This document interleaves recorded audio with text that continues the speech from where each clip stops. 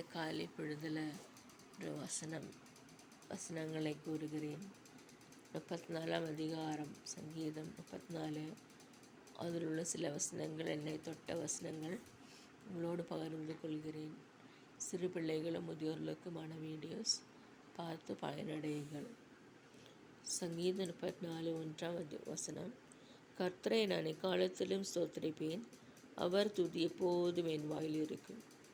கர்த்தரை நான் எக்காலத்திலும் ஸ்தோத்திரிப்பேன், என் நல்ல நிலைமையிலும் ஸ்தோத்திரிப்பேன், என்னுடைய தோல்வியான நிலைமையிலே நான் கர்த்தரை நேசிப்பேன். நான் எப்படி இருந்தாலும் கர்த்தரை ஸ்தோத்திரிப்பேன். அவர் துதி, அவருடைய பிரேசஸ் கண்டினியூலி என்னுடைய வாயில் இருக்கும். அவருடைய துதி எப்பொழுது என் வாயில் இருக்கும். கர்த்தருக்குள் என் ஆத்துமா மேன்மை பாராட்டும், சிறுமைப்பட்டவர்கள் அதை கேட்டு மகிழ்வார்கள்.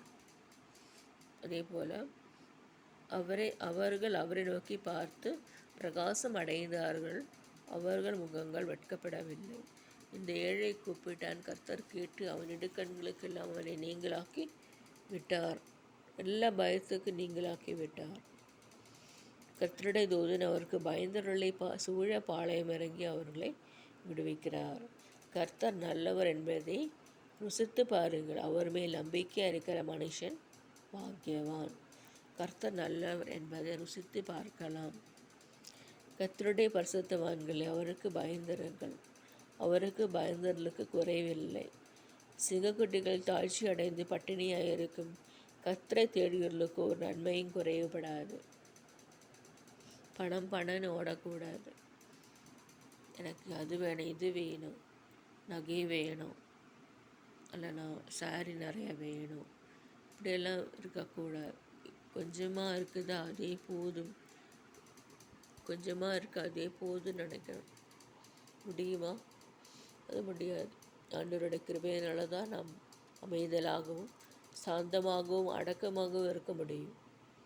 இந்த காலை பொழுதில் நாம் சிங்கக்குட்டிகளும் தாழ்ச்சி அடைந்து பட்டினியாக இருக்கும், கர்த்தரை தேடுகிறவர்களுக்கு ஒரு நன்மையும் குறைவுபடாது, ஒரு நன்மையும் போஷிப்பார். ஜார்ஜ் முல்லரை போஷித்த தேவன் நம்மையும் போஷிப்பார். உடுக்க உடை, பார்க்க வீடு, அப்புறம் ஆகாரம், வெற்றியிலும் ஆண்டவர் நம்மளை கொடுத்து போஷிப்பார். அது இல்லாத இவ்வளோ பேர், ஆனால் அவர்களுக்கெல்லாம் கர்த்தர் அபிஷேகத்தையும் வல்லமையும் தந்து அதோடு கூட தேவன் அவர்களை போஷிப்பாராக. பணப்பிரச்சனை, அதே ஆண்டவர் தீர்ப்பாராக. எல்லா பணப்பிரச்சனைகளும் தேவன் விடுவிப்பாராக. அவரால் கூடாத காரியம் ஒன்றும் இல்லை. அவர் சொல்ல ஆகும், கட்டளையிட நிற்கும். அதே போல் அந்த அதிகாரத்தில், உன் நாவை பொல்லாப்புக்கும் உன் உதடுகளை கபட்டு வசனிப்புக்கு விலக்கி காத்துக்கொள். எல்லா தீங்கான காரியத்தில் இருந்து நாம் விலகும். என் வாழ்க்கையிலும் இதை நான் செய்ய வேண்டும், உங்களுக்கு மட்டும் சொல்கிறதில்ல, என் வாழ்க்கையிலும் தேவன் உதவி செய்கிறார், அற்புதம் செய்கிறார், அதிசயம் செய்கிறார். அவரால் கூடாத காரியம் ஒன்றுமில்லை. அவர் நம்மை நேசிக்கிறார், அணைக்கிறார். அவருடைய வழிகளில் நாம் நடப்போமாக.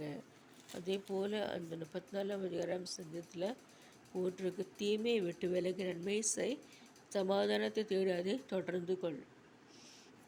அதே போல் கர்த்தருடைய கண்கள் நீதிமான்கள் மேல் நோக்கமாக இருக்கிறது, அவருடைய செவிகள் அவர்கள் கூப்பிடுதலை திறந்திருக்கிறது. அதே போல் நொறுங்குண்டு இருதயமுள்ளவர்களுக்கு கர்த்தர் சமீபமாக இருந்து நறுங்குண்டு ஆவியுள்ளவர்களை ரட்சிக்கிறார்.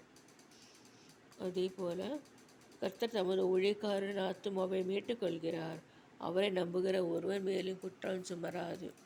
ஊழியக்காரர்களுக்கு குற்றங்கள் கிடையாது. ஊழியக்காரர்கள் கர்த்தரால் அனுப்பப்பட்டவர்கள். அவருக்கு அவர் எல்லாம் மீட்டுக்கொள்கிறார், ஆத்துமாவை எல்லாம் மீட்டுக்கொள்கிறார்.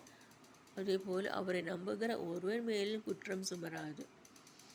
அவரை நம்புகிற கர்த்தராகிய ஆண்டவரை நம்புகிற ஒருவர் மேலும் குற்றம் சுமராது. ஆக்கினைகள் போய்விட்டது, நாம் மகிழ்ந்திருக்க வேண்டும்.